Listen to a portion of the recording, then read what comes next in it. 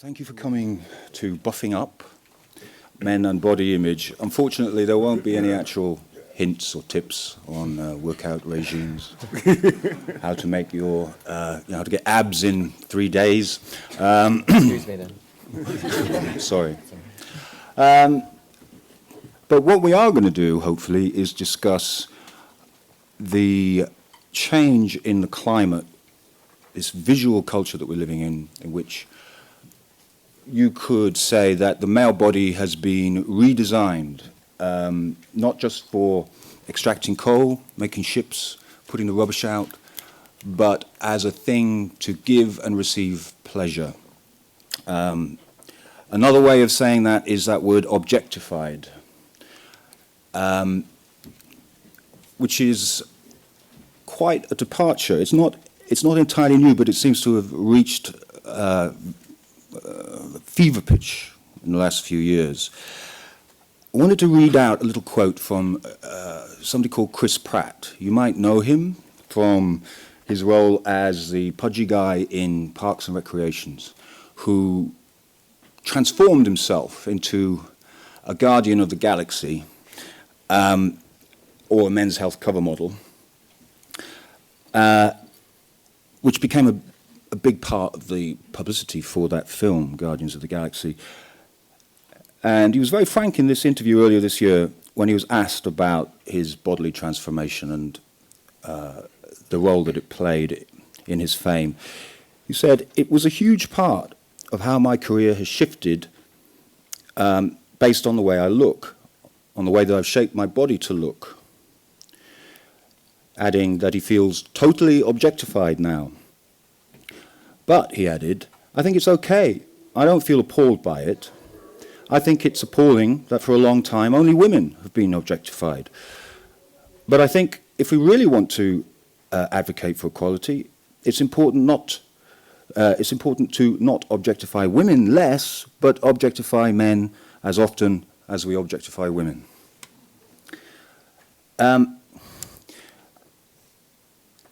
It's this brave new world that we're living in now is complicated because on the one hand it represents opportunity for men to have a body, a sensual body, a body for pleasure, but also one where, as the billing for this discussion talks about, there are pressures.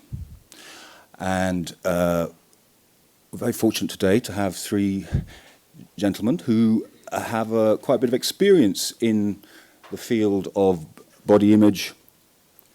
We've got here on my left Cliff Ioannou, deputy editor at Attitude magazine, and Leslie Mitchell, next one along, who's a conflict resolution and transitions worker at Working with Men. And at the end there, last but no means least, Topher Campbell, theatre director, filmmaker and writer. So I thought we would start with Cliff, talking about his experience of this issue. I was interested in joining this panel, obviously, because working in the gay media, you face this issue a lot, and the way men have been, like you said, objectified, sexualized, and categorized in so many ways has changed drastically in the last 15 years.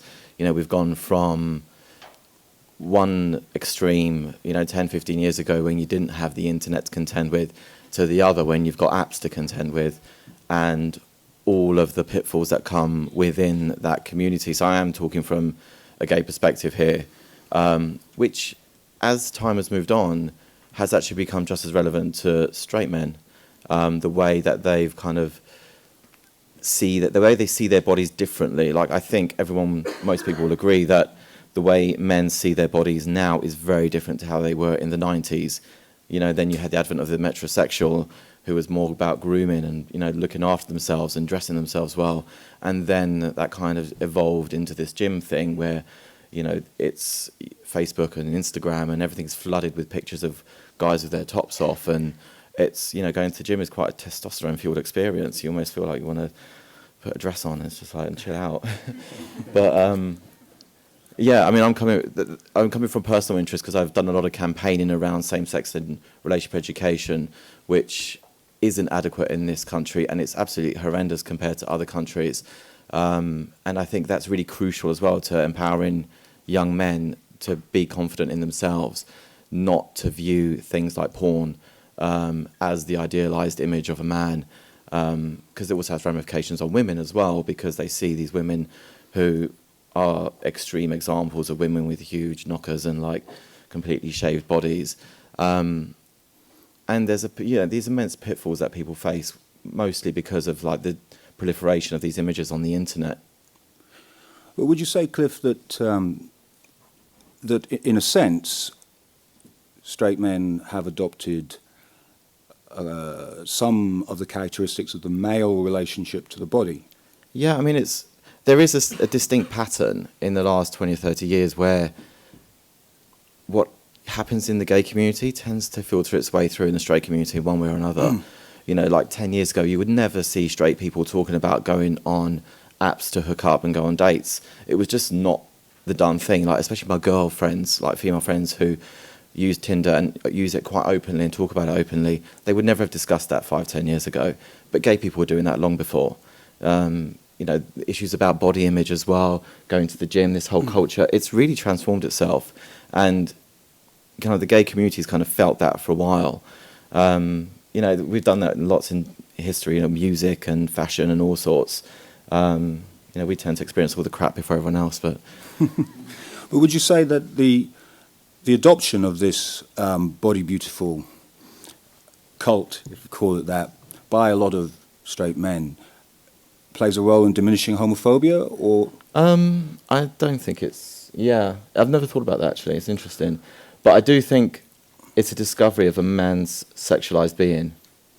Like, I think for a long time, men weren't allowed to be sexual. They didn't know how to be sexual. They were either James Bond or, you know, they were Michael Jackson or Prince, who were kind of these feminized versions of sexuality. Yes. There was never kind of a middle ground of sexual beings as men.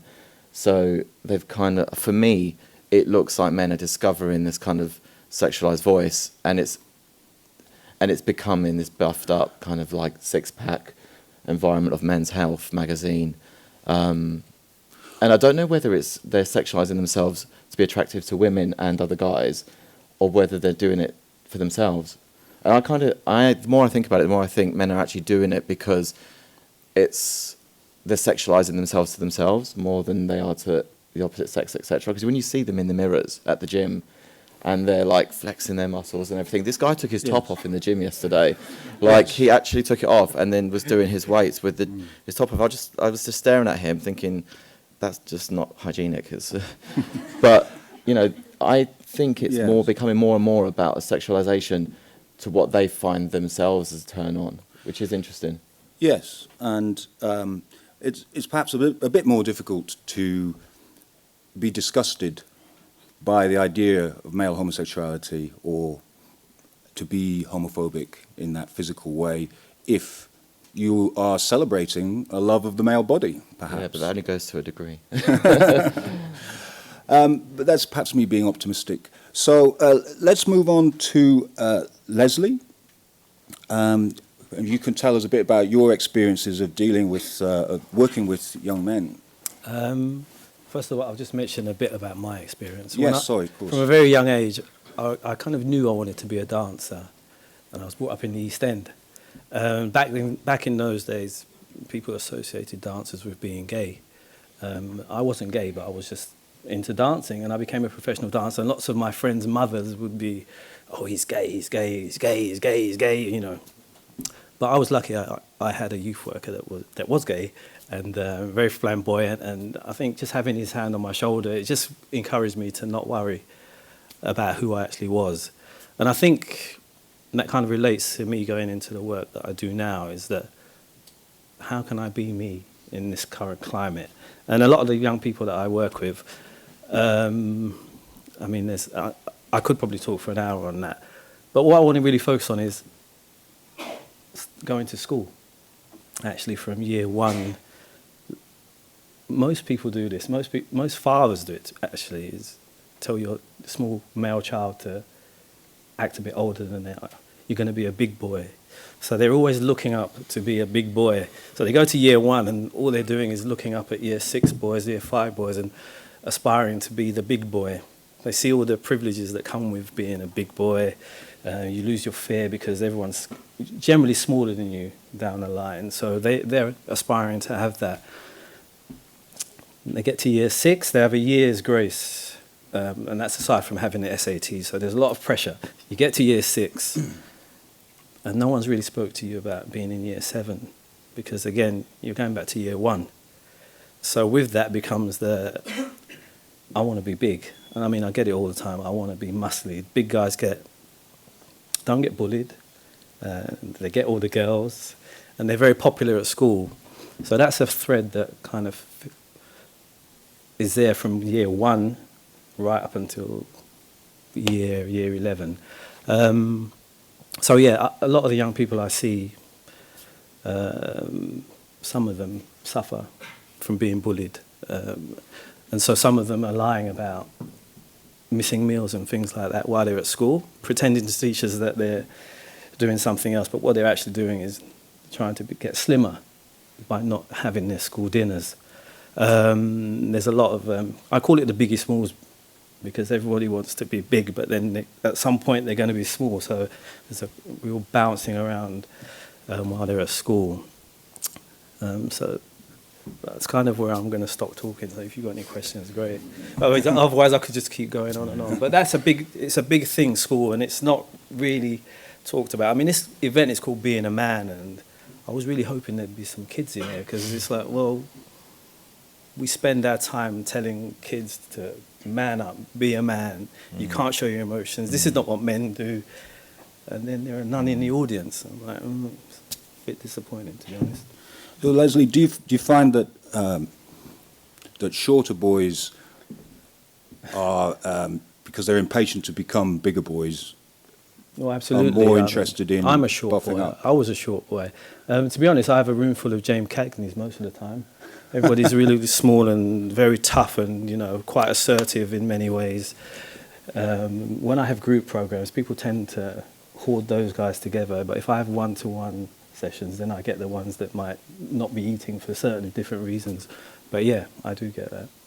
Okay, well, thank you very much. And moving on to Topher, would you perhaps tell your story?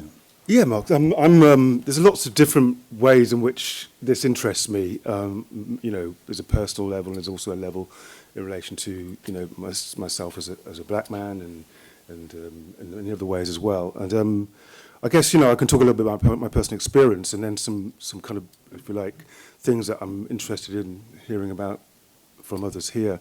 I mean, I kind of know it's really, and this is an interesting thing about being a man. I'm a very confident guy, so I feel I'm very much a lucky guy in many ways, in terms of I got some of the good things. I mean, when I was a youngster, I grew up very tall, and I was always very popular. I was always, from 7 years old, being told that I was a pretty boy, and it was a really nice thing to have me around, and so it was a really cool thing. I didn't have acne, and my voice didn't go squeaky. We were talking about this earlier on. So it was a real interesting kind of, the only thing that kind of messed me up a little bit in terms of my youth was, growing up as in a kind of a religious context and sort of worrying about my sexuality and so forth. That kind of messed me up. But in terms of my body image, there was a whole kind of thing around me being too skinny. And I was also a fashion model for a while, so I was always around the idea of an awareness around male body. And I was as a theatre director working in the arts, there was always this issue of me being in a position of authority, a position in charge, but never being recognised as such when I was very young, because people thought I was either an actor or a dancer, because they couldn't model me in the way that they would model other people who would be theatre directors or directors. So there was a whole kind of issues that I kind of bumped up against that kind of hit my confidence like a brick wall. And I think particularly around the sort of the body weight thing, a lot of us who were very thin or slim when we were younger, or now, men tend to want to get bigger. I mean, women tend to want to get smaller in terms of slimmer, and men tend to want to put on weight. And I think that's something that I really did inhabit and have inhabited even still. I still think I'm very skinny right now. And it doesn't really matter how much my weight goes up and down. I still have issues and problems around that. And I feel also. I was reading, and I can't remember, because I've been sitting here trying to remember the actor's name. But anyway, I was reading an actor's biography, very well-known actor from Wuthering Eye. And he was talking about meeting Rupert Everett on a set in between a year or something like that. And Rupert Everett had kind of got like 3 stone bigger or something. And he was like, Rupert, what are you doing, man? What's that all about? And Rupert just said, sex.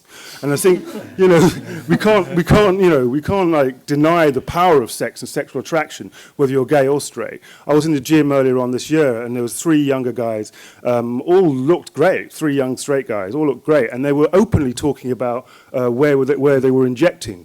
And where it was best to inject and how quick it was to inject and how much power they felt once they'd injected and so on and so forth. And, there's this notion that, there's a kind of a dysfunction about working out. But actually, the discipline of working out, the kind of meditation of working out, the kind of separation, the sense that you're actually completing a task. You've got this thing you do in an hour and a half, you complete it, you go on and get on with your life. There's also sociability. A lot of the gyms are like male gossip groups. There's a whole load of stuff that goes around it. There's also the thing I also find with being a tall guy and being, whatever, is that, we as men, we like to kind of know where we are in the pecking order. You know what I mean? We size each other up all the time. We look at each other.